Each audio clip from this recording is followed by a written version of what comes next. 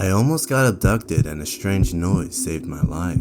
On this freezing night, despite the chilly weather, my mother and I embraced our love for the outdoors and embarked on a quick walk. As we made our way back home, we followed our usual path down a neighborhood street, leading to the main road before returning to our neighborhood. Amidst the music playing on my phone, I caught the faint sound of a dog's bark. Intrigued, I turned off the music and scanned the area, for I have an affinity for dogs and had no knowledge of a large one in this vicinity. Familiar with the residents of this street, I was aware of which houses had dogs, mostly small ones or cats. Surprisingly, the bark seemed to originate from a house without a dog, let alone a big one. Curiosity piqued, I swiftly turned around only to be confronted by a looming, dark figure merely a few feet away. It was so close that with a couple more steps, it could have reached out and grabbed me. A sense of unease washed over me, compelling me to hasten my pace towards my unaware mother. Silently, I switched off my phone and whispered to her about my suspicion of being followed. Reacting swiftly, she turned around, grasped my arm, and alerted me to the presence of two men trailing behind us. Realizing our predicament, we began walking in a zigzag pattern, yet the men doggedly mirrored our every move. Once they realized that we were onto them, one of the individuals attempted to strike up a casual conversation, remarking on the lateness of our walk. He bombarded us with questions, while my mother continued to respond tersely, never breaking her stride. Intuitively, I sensed imminent danger, and instinctively reached for my phone to dial 911. However, my mother, recognizing the urgency, instructed me to call my father instead, as he could reach us faster, considering our proximity to home. As we reached the bustling main street, we glanced over our shoulders and witnessed the two men briskly closing in on us. In a bold gamble, we took a leap of faith and dashed into the middle of the street, maneuvering between passing cars on either side. Repeating the daring maneuver once more, we reunited with my father on the other side. To our astonishment, when we glanced back across the street, the two men had vanished into thin air. Despite our subsequent search of the area, they remained elusive, leaving us perplexed. Reflecting on the incident, I asked my mother if we would have fallen victim to a kidnapping had I not heard the dog's bark. Her response puzzled me as she questioned the existence of any dog. How could she have missed such a resounding bark, especially considering her acute hearing? Although I still can't explain the source of that sound, one thing is certain, it likely saved my life.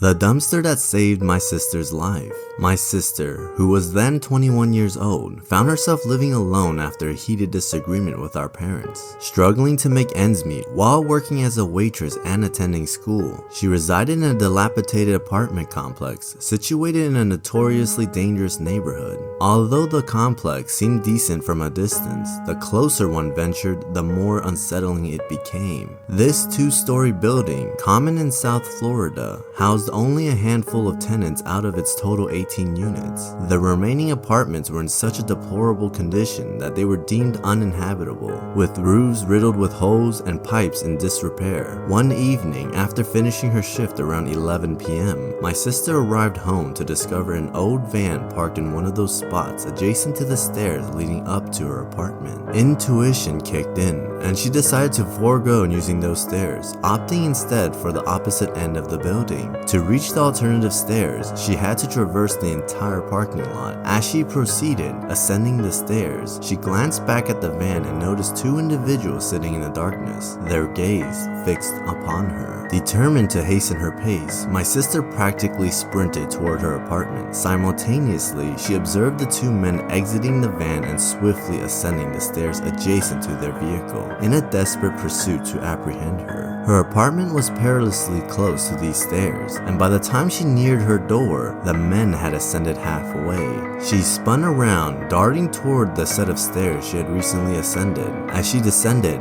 the men chased after her, racing along the second floor corridor in her direction. Realizing that running across the parking lot and back onto the street would eventually lead to her capture, she headed to the rear of the building, hoping to find an escape route, perhaps by scaling a fence. Regrettably, the fence proved insurmountable due to its height, dashing her hopes of reaching the street. However, she spotted a large dumpster tucked away in the corner. Seizing the opportunity, she raced toward it, intending to climb atop and vault over the fence to safety. In a cruel twist of fate, as she leaped onto the dumpster. The weight caused the entire plastic lid to collapse beneath her, plunging her into its grim confines. She could hear the men entering the area, convinced that she must have sought refuge within one of the abandoned apartments, some of which lacked windows. Their calls reverberated, urging her to emerge and assuring her that there was nothing to fear. Concealed inside the dumpster, she desperately clutched the lid from underneath, holding it up as if it were still closed. The men approached, their footsteps audible. Perhaps due to the locked appearance of the dumpster, they refrained from attempting to prying it open. It was this simple lock that fortuitously preserved my sister's life.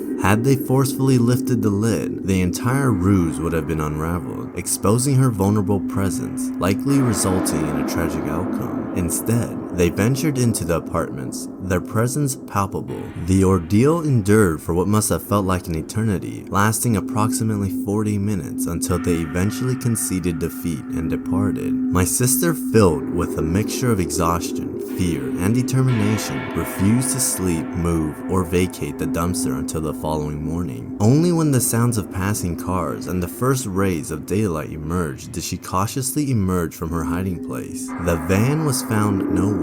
That very day, she swiftly returned home, no longer willing to endure the perils of living alone in that treacherous environment. A dog might have saved my life. I work as a dog walker and pet sitter, catering to various dogs with different behavioral challenges. One particular dog, a pit lab mix, struggled with reactivity. In the past, she used to pull on the leash and react intensely to other dogs, exhibiting aggressive behavior upon sighting them. However, through dedicated training and consistent effort, her reactivity had improved significantly. It had reached a point where it was no longer a major concern, even when other dog owners carelessly allowed their dogs to come too close for comfort. During one walk, this dog was an absolute delight. She behaved impeccably throughout, calmly passing multiple dogs while glancing at me, anticipating the treat she knew she would receive for her good behavior. We decided to turn down a quiet side street to enjoy some relaxed walking time. As it appeared completely vacant at the time, everything seemed fine for a while. There was not a soul in sight until an unexpected encounter occurred. Although I usually remain vigilant, particularly during walks in less safe areas of the city, this person caught me off guard. I'm not sure how he managed it, but he silently approached within 2 to 3 feet behind us without either my dog or myself noticing his presence. Suddenly, he shouted something unintelligible, and I could only make out the last 2 words. "Your dog?" Instantly, my dog, who had never exhibited reactivity towards humans before, positioned herself between us and started growling, snapping, and lunging aggressively at the man. As a petite woman standing at 5'3", I estimated that this man was at least 6'7",